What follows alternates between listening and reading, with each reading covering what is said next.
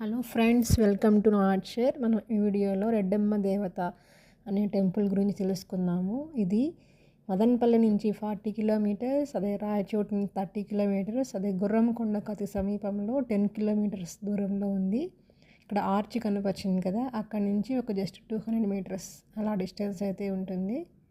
So ఇది ఇక్కడ ఒక పార్కింగ్కి అయితే 50 రూపీస్ ఛార్జ్ చేశారు. స్టెప్స్ మార్గము ఉంటుంది, లేదా వెహికల్స్ అయితే ఇలా పై వరకు వెళ్ళొచ్చు.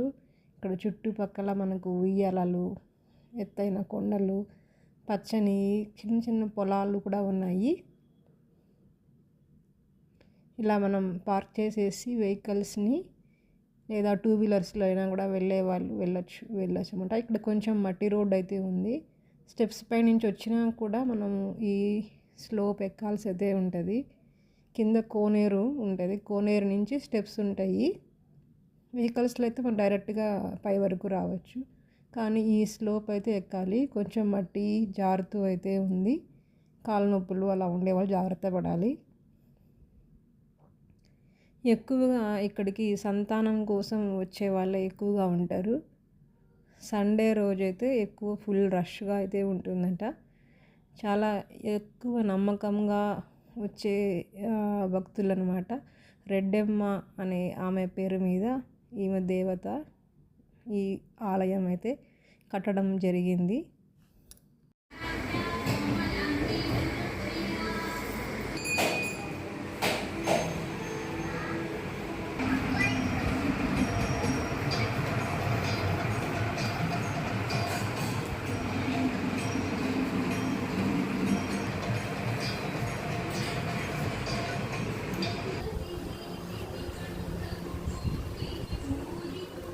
మనకు తెలిసిన కథనం ప్రకారం పూర్వకాలంలో నవాబుల కాలంలో ఇది చెర్లోపల్లె గ్రామంలో ఉండేది.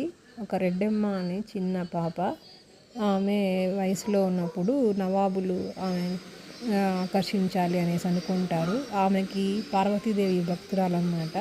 ఆమె దైవభక్తి ఎక్కువగా ఉంటుంది. ఏది దేనిపైన నాకు ఆశ లేదని చెప్తుంది, కానీ వాళ్ళు భటులు ఇలా తీసుకురమ్మని చెప్పడంతో నవాబు ఆమె వద్దు అనేసి ఇలా కొండలలోకి వెళ్ళి కొండ దగ్గరికి వచ్చేసి పార్వతీదేవిని వేడుకుంటుంది, నాకు దారి చూపించమని. అప్పుడు ఆమె ఇలా కొండలు చీల్చుకునేసి ఆమె అక్కడ లోపలికి వెళ్ళి అదృశ్యం అయిపోయిందంట. సో మనం లోపలికి వెళ్ళినప్పుడు చూసినా కూడా లోపల కొండలు 2 చీలినట్లుగా అనిపిస్తాయి. తర్వాత కాలంలో అది ఒక విగ్రహం పెట్టి రెడ్డమ్మ దేవస్థానం అనేసి కట్టించారు.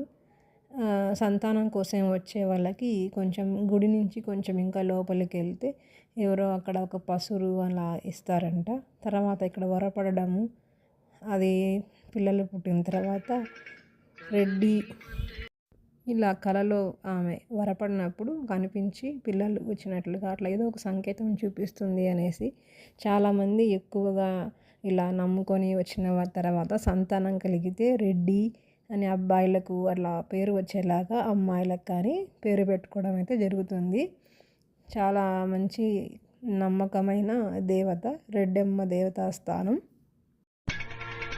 చల్లని మల్లెలతో ఉయలకటమాత చల్లగా చేయనించు లాలి జోలాలి రేపతో విసిరి నీకు పూజలు చేసే వేళ తల్లిరో నిదురించు లాలి జోలాలి ఈ జగతి నేలే తల్లికి కన్న బిడ్డ నేనేగా కలల తేలిపోవమ్మ.